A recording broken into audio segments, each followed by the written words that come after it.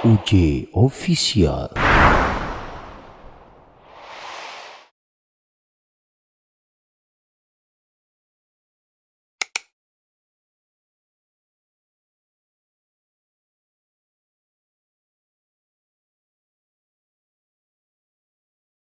Bismillahirrahmanirrahim. Assalamualaikum warahmatullahi wabarakatuh. Alhamdulillah wassalatu wassalamu ala Rasulillah wa ala alihi wa sahbihi Rasulillahi ajma'in, amma ba'. Ikhwani wa akhawati fillah, bersyukur kita kepada Allah Subhanahu wa taala dengan banyak mengucapkan alhamdulillah. Bersolawat kita kepada Nabi kita Muhammad sallallahu alaihi wasallam. Allahumma salli wa sallim wa barik alaih. Ikhwani wa akhwati fillah dimanapun berada, kali ini kita berjumpa dalam kajian singkat harian. Pada kali ini kita akan membahas tentang tema memaknai rasa syukur kepada Allah Subhanahu wa taala. Ikhwani wa akhwati fillah, kalaulah kita lihat dalam kehidupan kita ini, sudah banyak betul nikmat yang Allah datangkan kepada kita.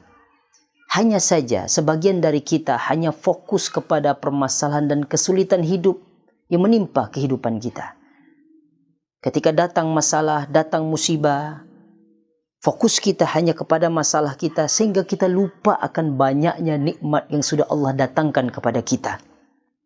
Ikhwani, maka bagaimana cara kita memaknai kesyukuran kita kepada Allah Subhanahu wa taala? Kata Nabi sallallahu alaihi wasallam, "Unzuru ila man huwa asfala minkum wa la tanzuru ila man huwa fawqakum. Dzalika ajdaru alla tadharu ni'matallah 'alaik." Kata Nabi sallallahu alaihi wasallam, perbanyaklah melihat ke bawah. Jangan banyak-banyak nengok ke atas. Kalaulah kita lihat, masih banyak orang-orang di bawah sana yang jauh lebih susah daripada kita. Kita masih mempunyai ayah dan bunda, orang tua yang masih perhatian kepada kita, yang masih cinta dan sayang kepada kita. Sedang ada dari saudara-saudara kita yang sudah meninggal ayahnya, meninggal ibunya, hilang pintu keberkahan di muka bumi ini. Kita masih memiliki pasangan hidup yang masih mendukung, mensupport kita dalam setiap kegiatan aktivitas kita, sayang dan cinta penuh hati kepada kita.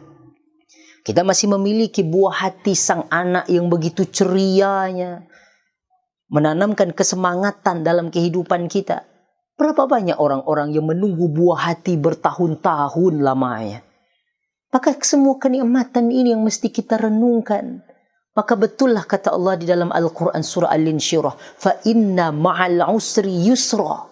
2 kali Allah ulang ini. Ini surat pendek. Semua kita mungkin sudah hafal. Tapi bagaimana kita meresapi ayat ini? Kata Allah, sesungguhnya dalam satu kesulitan ada banyak kemudahan. Allah memakai alif lam di dalam kata-kata kesulitan, al-usra.